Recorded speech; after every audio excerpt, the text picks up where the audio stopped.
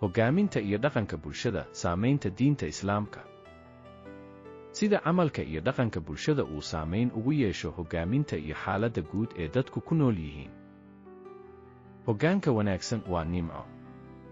Haddii bulsho ay ku dadaasho cibaadada, cadaaladda, iyo isku duubnida, Ilaahay wuxuu u soo diraa hoggaamiyeyaal wanaagsan oo dadka ka shaqeeya danahooda iyo wanaaggooda. Hoggaanka xun waa imtixaan.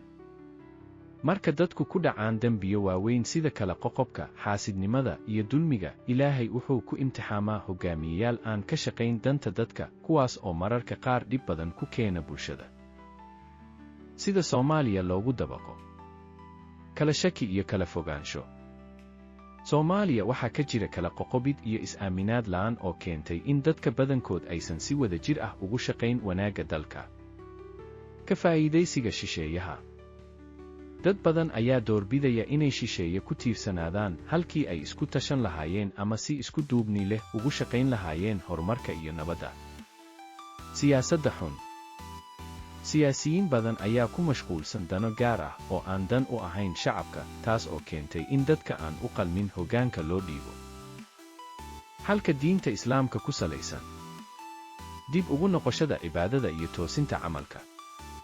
Haddii bulshada Soomaaliyeed ay ku dhaqanto Qur'aanka iyo Sunnada, way ka baxsan kartaa dhibaatada haysata. Cadaalad iyo wadajir. Cadaalad iyo wadajir ayaa ah furaha guusha, iyadoo la iska ilaalinayo dulmiga iyo kala qoqobka. Ducada iyo toobadkeenka. Waa in si dhab ah loo toobad keeno, lana weydiisto Ilaahay in uu na hanuuniyo oo na siiyo hoggaan wanaagsan. Xikmadaha Qur'aanka iyo Sunnada. Sidii aad tihiin ayaa la idiin maamulayaa. Xadiis macno ahaan. Ilaahay ma beddelo xaaladda qoom ilaa ay iyagu isbeddelaan. Qur'aan suuradda Ar-Ra'd 1:1. Gunaanad.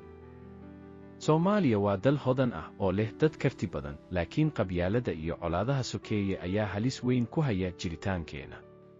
Haddii aan rabno in aan ka gudubno dhibaatada, waa in aan midnimo ku shaqayno, ku dhaqanno Islaamka, oo aan dhiigga walaalkeen u ilaalino sidii wax qaali ah.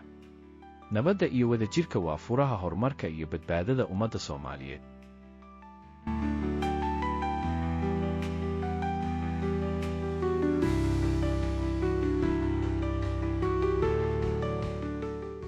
Mahadsanid daawashadaada.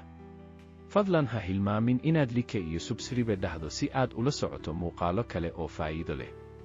Ku dhufo badhanka oo nagu biir maanta.